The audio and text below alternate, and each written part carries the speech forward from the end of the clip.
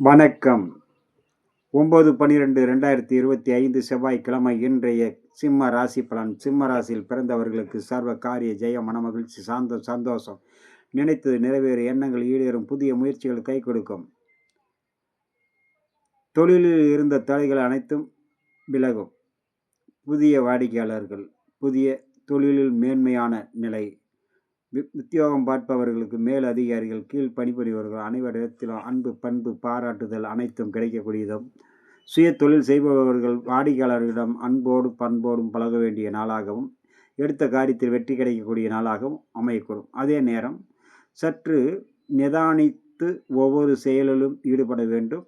சிறு தவறுதல் கூட மன உளைச்சலையும் சங்கடத்தையும் ஏற்படுத்தும். சிம்மத்தில் வரக்கூடிய மக நட்சத்திர சர்வ காரிய ஜெயம். பூரம் நினைத்தது நிறைவேறும். உத்திரம் வேலையில் கவனமுடன் இருக்க வேண்டும். எந்த தொழிலாக இருந்தாலும் கவனத்துடன் நிதானித்து செயல்பட வேண்டும். இல்லையே சிறு தவறுதல் நடக்க வாய்ப்புண்டு. அடுத்ததாக நம்ம காண இருப்பது கன்னிராசி பலன். கன்னிராசியில் பிறந்தவர்களுக்கு சர்வமும் ஜெயமாகும், நினைத்தது நிறைவேறும். அதே நேரம் வேலை செய்யும் போது மிகவும் கவனத்தோடும் எச்சரிக்கையோடும் பொறுமையோடு செயல்பட வேண்டும். அவசரம் காட்டாமல் நிதானித்து செயல்படுவது மிகவும் நல்லது. அனைவரிடத்திலும் அன்பு, பண்பு, பாசத்தோடு பழக வேண்டும். வீண் வாக்குவாதத்தால் மன உளைச்சலும் சங்கடங்களும் ஏற்படும். அதனால் கவனமுடன் பழகுவது உங்களுடைய சிக்கல்களை தவிர்க்க உதவும்.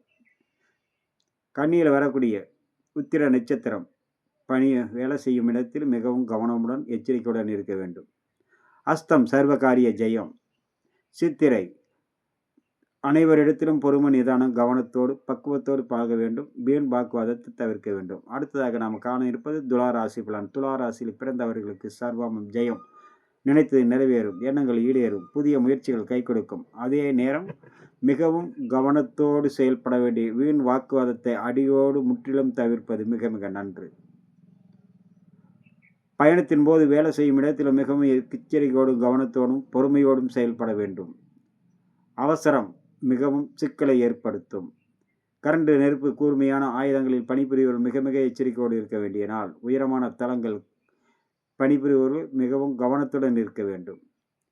துளாராசியில் வரக்கூடிய சித்திரை நட்சத்திரம் அனைவரிடத்திலும் பக்குவத்தோடு பழக வேண்டிய நாள். சுவாதி நினைத்தது நிறைவேறும். விசாகம் பயணத்தின் போது மிகவும் வேலை செய்யும் இடத்திலும் எச்சரிக்கையோடு செயல்பட வேண்டிய நாளாக இன்றைய நாள் அமையக்கூடும். சிறு பதட்டம் கூட சிக்கலை ஏற்படுத்தும். அடுத்ததாக நம்ம காண இருப்பது விருச்சகம், தனுசு, மகர ராசி நண்பர்களை பற்றி. வணக்கம்.